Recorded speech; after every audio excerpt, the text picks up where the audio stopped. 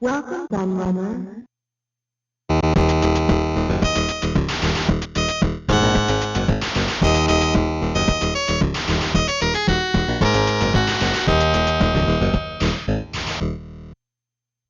Hello everybody, Kieran aka the Laird here. And first of all I must apologise for my rather gravelly voice because I've been incredibly ill with a very nasty dose of man flu and I've not even been able to get out of bed for the last few days. So I was worried if I would even get this video done. But here I am soldiering on like the hero that I am to get this out the door for all you lovely people.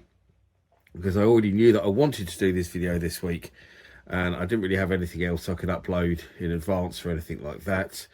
So yes, here we are. As you can see, we are looking at the Watara SuperVision, a handheld that I wanted for a long time, which I'll go into why in a moment. Not only did I want one for absolutely ages, I've had this one for absolutely ages, but I just hadn't got around to doing a video on it.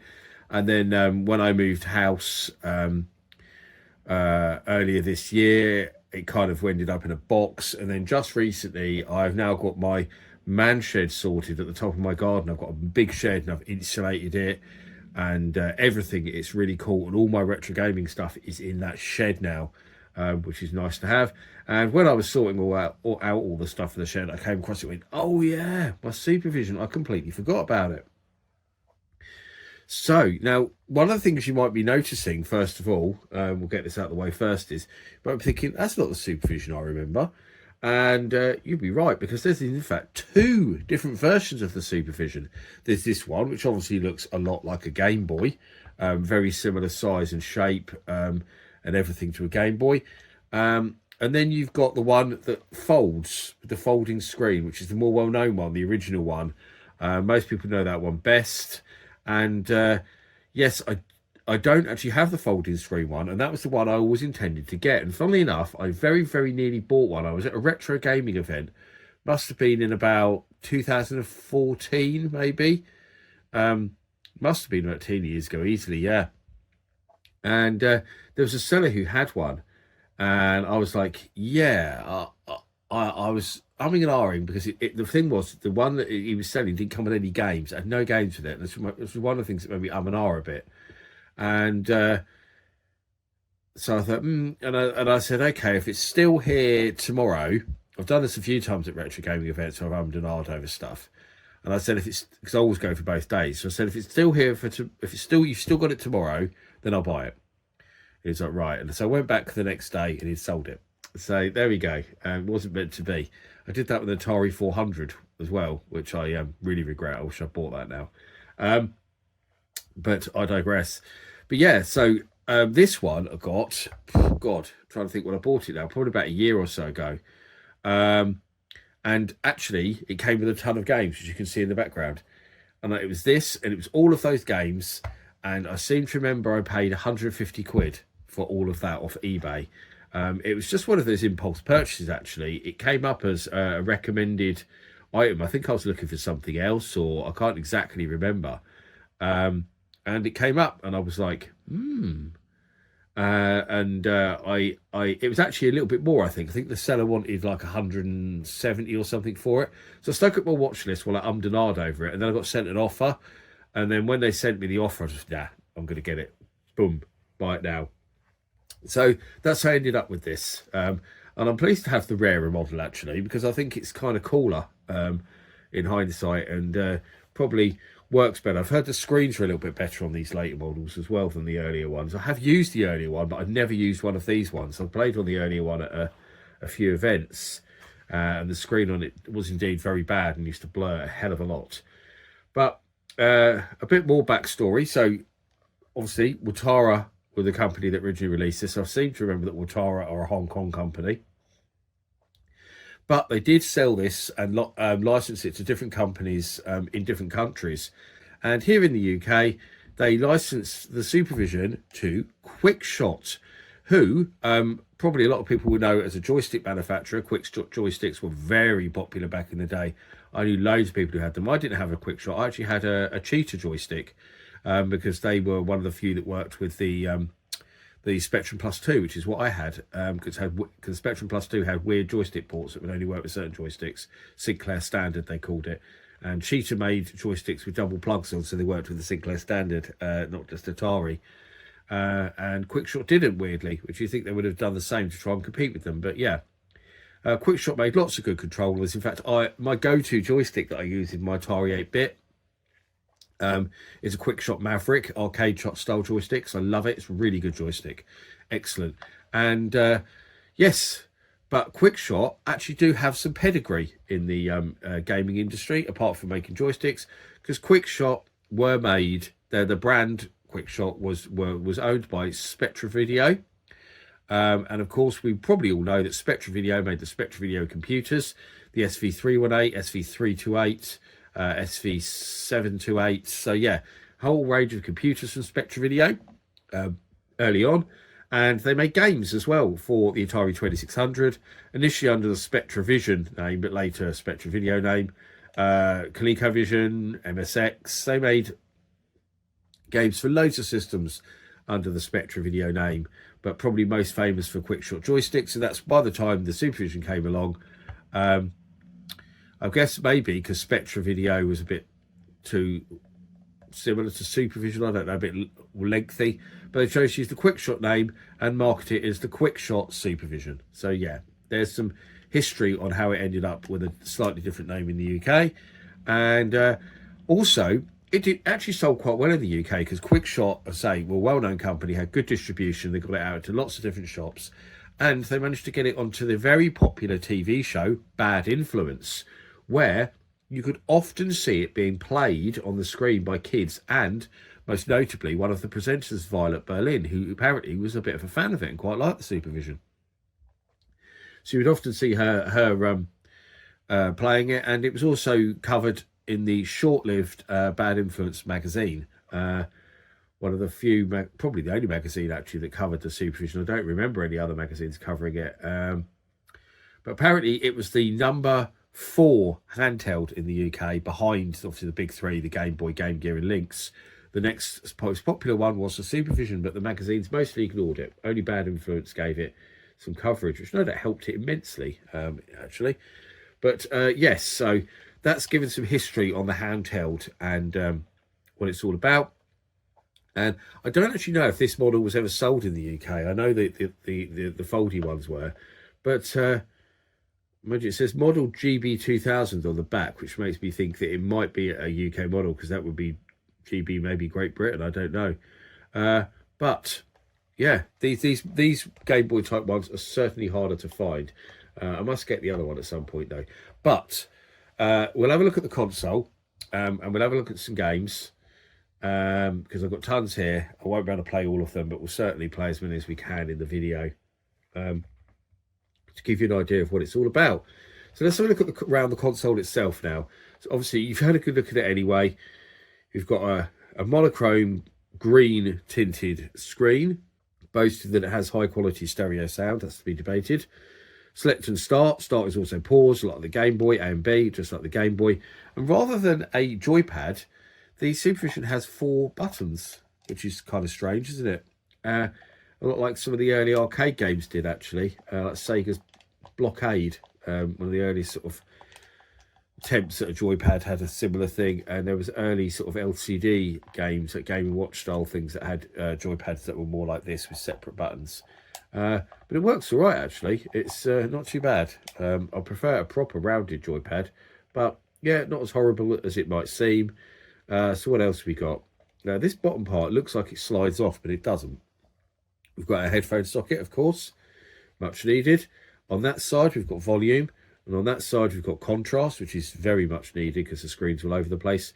We've got a power for DC, 6 volt, I think it is. Yeah, it is. On-off switch, obviously, in the top and the cartridge slot. And this takes, as you probably guessed, 4 AA batteries.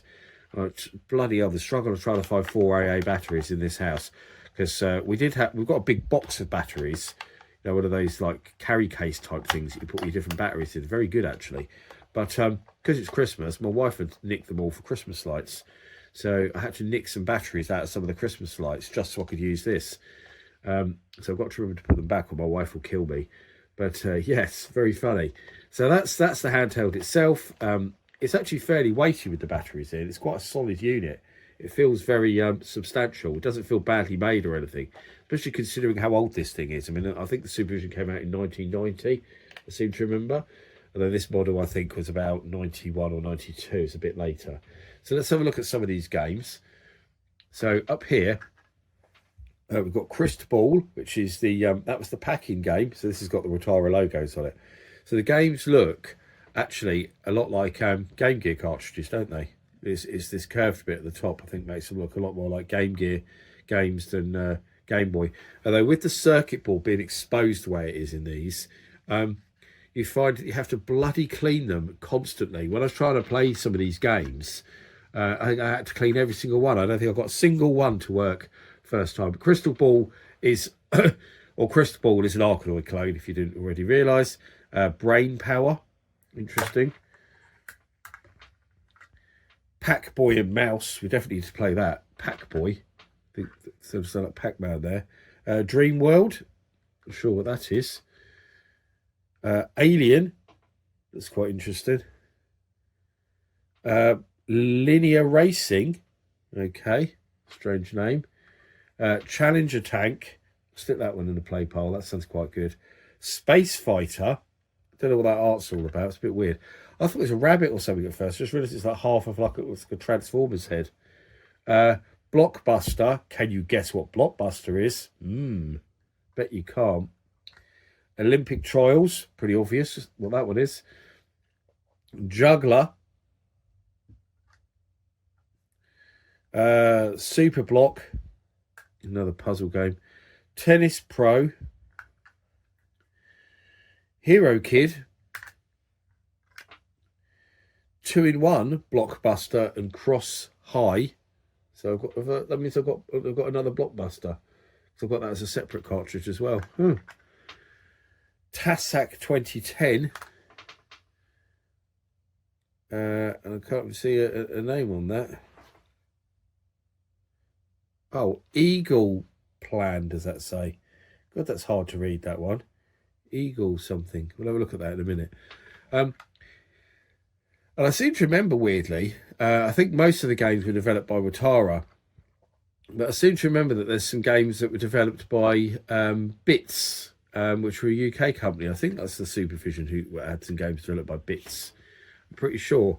I seem to remember, this might be one of them, but Bits was one of their programmers was Shahid Ahmed, very well known for doing a lot of stuff on the PlayStation and being head of Sony Europe. He did a game called Chimera for 8-bit computers, which I believe was released for the SuperVision as well. It's like a 3D isometric adventure. Very good, actually. Right, I had to clean that one. This says Travel Mate now, which is weird on the loading thing. I wonder if that was Travel Mate was a version of the SuperVision. Probably. Right, I'm trying not to get it so the screen reflection is really bad. I might have to adjust the contrast so you can see a bit better. How's that? That's not bad, is it? Eagle Plan, GTC 1991, first mission. So have we got some volume? Oh, there we go. So you can hear the amazing music. Right.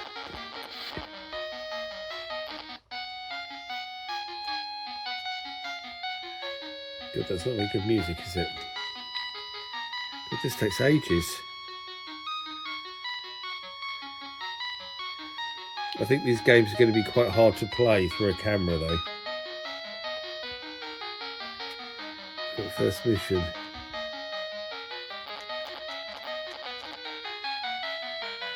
Try and move a bit closer, maybe.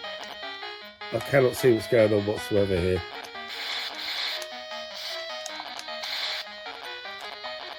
It's some kind of 3D game. Right, I can't even see that well enough to play it, really. Let's see about Alien. So this is coming up SuperVision. Yeah, I think Travelmate was what it was called in one country or another. I can't remember what country it was called Travelmate in. But let's see what Alien is. I'm guessing it's a shooter up. Yes, it is.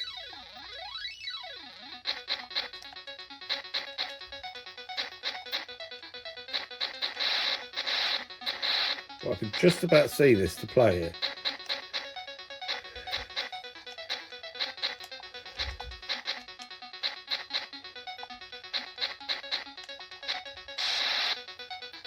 And die.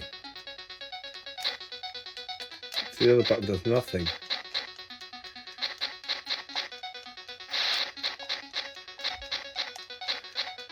This one looks alright. It's not exactly R-Type, is it? But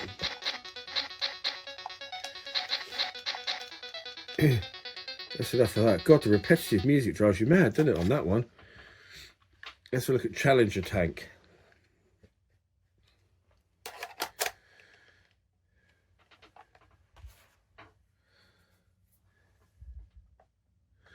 Nope. Challenger Tank must be a dirty cartridge. I'm giving these all a clean before I put them in as well. And yet they're still not working. It's a very bad design with the cartridges. Right, this one might be working now because it's just come up SuperVision. Which is a good sign. So I also goes into demo mode. It might be easier for me to show you. Oh no, the demo mode is very short.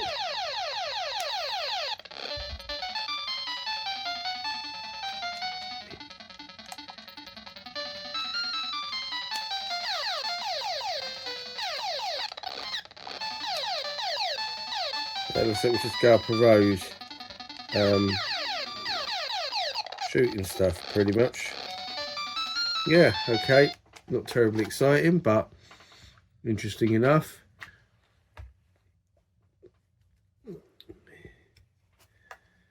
Let's have a look at Hero Kid.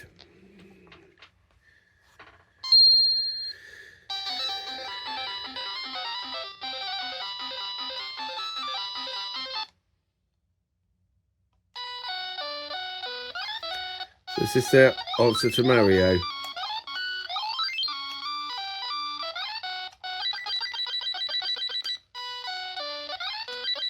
Yeah. Actually, it's a bit more like Wonder Boy, is probably what it's a bit more like. Very, very hard to play, though, because I'm trying to play through the camera. Because if I go to the side of it, I just can't see the screen. You have to be at the, literally, the perfect angle to be able to see that screen. And my choice is to either look through the camera or try and look at it from the side, which is really hard to do. I mean, jumping over that is just like impossible. Right, so crappy Wonder Boy type game. Let's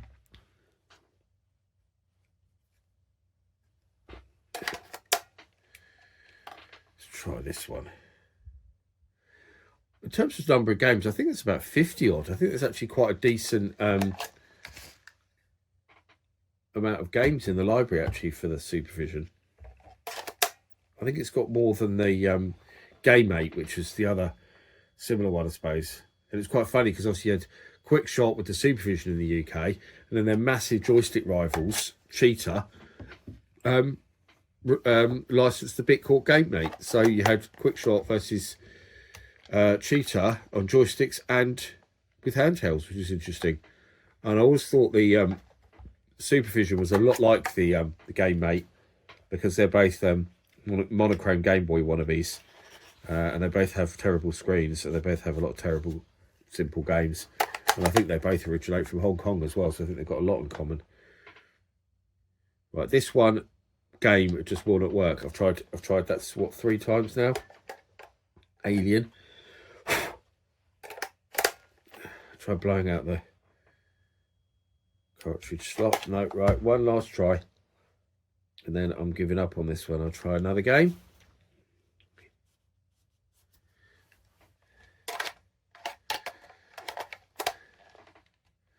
I swear I had this working before as well. Oh, so close there.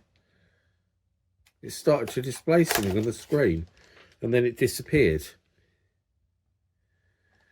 Nope. Right, give up on that one. What else we got? Pack Boy and Mouse. Let's try Pack Boy and Mouse. No, that one won't work either. Oh God, getting some of these games to work is proving the biggest challenge of this video. So this one comes up Travel Mate as well with a double L.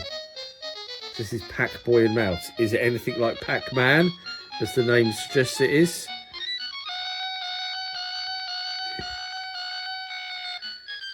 I think someone's crying. What a horrendous noise. But they've got to go find his mouse or something, or her mouse.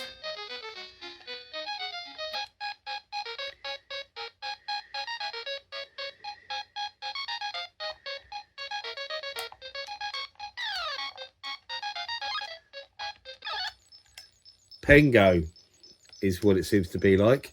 Impossible to play because I cannot see the screen at all on this one, really. I can't even see where my sprite is. I think it's there in the middle.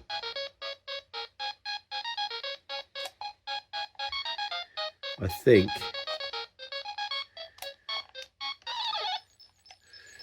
Right, okay.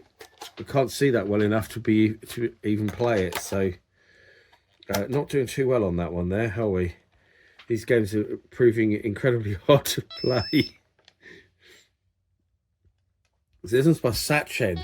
Actually, Satchen did a load of games for the SuperVision, and those of you in the know will probably know Satchen because they released loads of unofficial bootleg games for the NES, Famicom and the NES, most of which were absolutely terrible. A Game Boy as well, actually. But I seem to remember there's one that's reasonably good that they made called Worm Visitor. That's the one that springs to mind, which is a kind of Frogger clone. Actually quite good. So this is a rip-off of Gallagher, it seems. Very much so. And not completely terrible.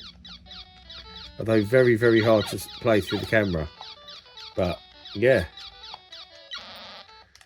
Yeah, not terrible, that one, is it? It's actually okay. That cartridge, though, is really stiff in the slot. Really struggle to get in and out. Try a few more. Otherwise I'll be here all day. But, and then I'll give you my final thoughts. But I can't get this one to work at all. This is linear racing. Let's see if it is actually a decent racing game or not. So this is another one that's apparently for Travel Mate.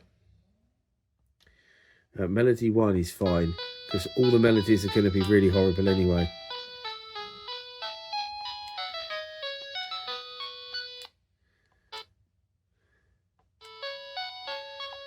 Oh, so this is one of those once you move around a sliding puzzle. No, not doing that now. Looks like a sliding puzzle game. What else we got here? What else do I show you? Let's have a look at their rip-off of Tetris just for the lols, and then I think we'll finish off in a minute. If it works, that is. If it actually works.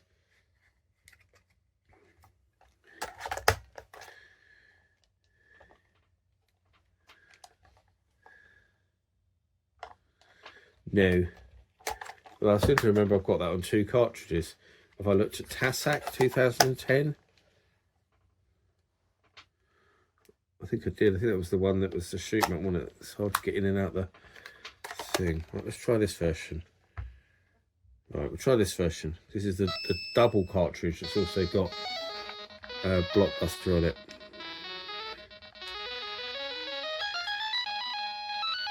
Oh no, I've chosen motocross instead.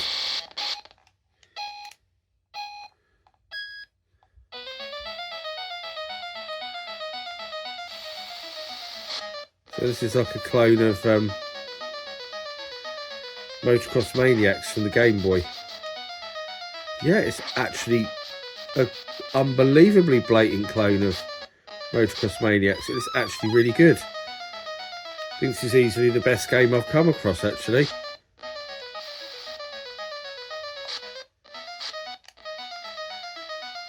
And it's not completely difficult to play through the camera.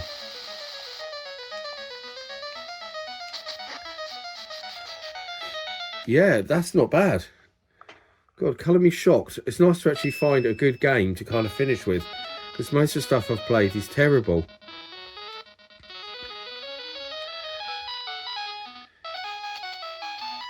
So it's just Tetris with a wider pit, isn't it? And some terrible music.